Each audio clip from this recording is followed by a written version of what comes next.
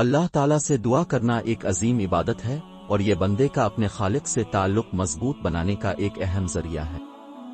دعا ایک مسلمان کا ہتھیار ہے جس سے وہ اپنی ضروریات اور خواہشات اللہ کی بارگاہ میں پیش کرتا ہے، لیکن بہت سے لوگ اس عمل میں کچھ غلط فہمیوں کا شکار ہوتے ہیں۔ اس ویڈیو میں ہم دعا کرنے کے صحیح طریقہ کار کو جانیں گے تاکہ ہم اپنی دعاؤں کو قبولیت کے قریب لے جا سکیں۔ دعا کا آغاز صحیح نیت سے کریں۔ سب سے پہلے دعا کرنے سے پہلے آپ کی نیت صاف اور خالص ہونی چاہیے۔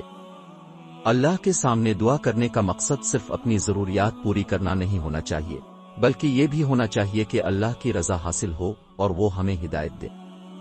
نیت میں اخلاص ضروری ہے کیونکہ اللہ تعالیٰ دلوں کے حال سے واقف ہے۔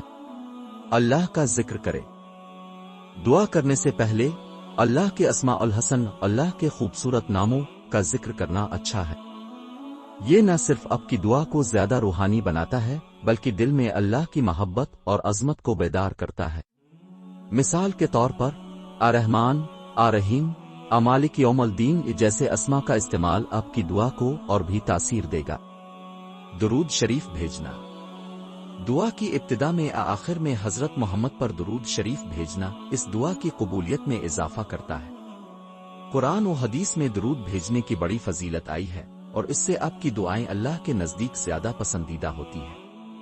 قلوب کی خشوع اور عاجزی۔ جب آپ دعا کر رہے ہوں تو آپ کا دل اللہ کے سامنے عاجز اور خاشع ہونا چاہیے۔ دعا کے وقت تکبر غرور سے بچنا ضروری ہے۔ اللہ کے سامنے مکمل عاجزی دکھانا اور دل سے یقین رکھنا کہ اللہ آپ کی دعا کو ضرور سنے گا، اس کی قبولیت کی ایک اہم شرط ہے۔ زبان کا صحیح انتخاب۔ دعا کسی بھی زبان میں کی جا سکتی ہے، لیکن عربی میں مخصوص دعاؤں کا پڑھنا زیادہ فائدہ مند ہوتا ہے کیونکہ یہ دعائیں نبی سے ثابت ہیں۔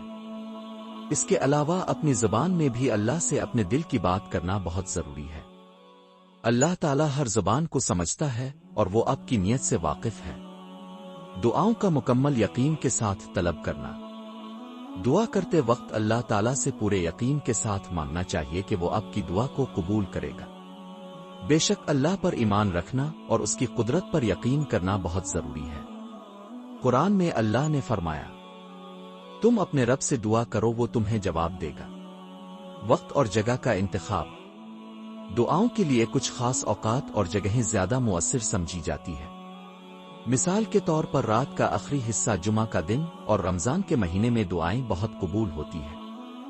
اسی طرح مسجد میں نماز کے بعد کی دعائیں بھی زیادہ اثر رکھتی ہیں۔ دعا میں مختصر لیکن جامع ہونا۔ دعا کرتے وقت کوشش کریں کہ آپ کی دعا مختصر اور جامع ہو، نہ کہ صرف دنیاوی چیزوں کی خواہش کریں بلکہ آخرت کے لیے بھی اللہ سے رہنمائی، معافی اور ہدایت طلب کریں۔ آپ کی دعاؤں میں نہ صرف خود کی بلکہ دوسرے لوگوں کے لیے بھی اچھا چاہنا ضروری ہے۔ صبر اور اللہ کی حکمت پر ایمان رکھنا۔ دعا کرنے کے بعد یہ سمجھنا ضروری ہے کہ اللہ اپنی حکمت کے مطابق وقت پر جواب دیتا ہے۔ کبھی وہ فوری طور پر ہماری دعاؤں کا جواب دیتا ہے، کبھی ہماری آزمائش کے لیے اسے مؤخر کرتا ہے اور کبھی وہ بہتر چیز دے کر ہمارے دل کی خواہش کو پورا کرتا ہے۔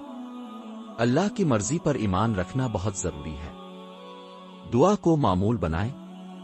دعا صرف کسی مشکل یا ضرورت کے وقت کا عمل نہیں بلکہ یہ ایک روزانہ کا معمول ہونا چاہیے۔ اللہ کے ساتھ تعلق کو مضبوط بنانے کے لیے آپ کو ہر روز دعا کرنا چاہیے۔ دعا اللہ کی قربت کا ذریعہ ہے اور اس کے ذریعے انسان اپنے روحانی اور دنیاوی معاملات میں سکون اور ہدایت حاصل کرتا ہے۔ دعا ایک بہت ہی خاص عمل ہے جو ہمیں اللہ کے قریب لے آتا ہے۔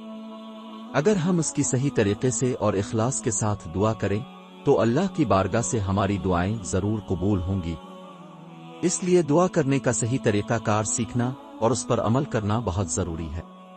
آپ کا ایمان، اخلاص اور اللہ پر بھروسہ ہی آپ کی دعا کی قبولیت کی کنجی ہے۔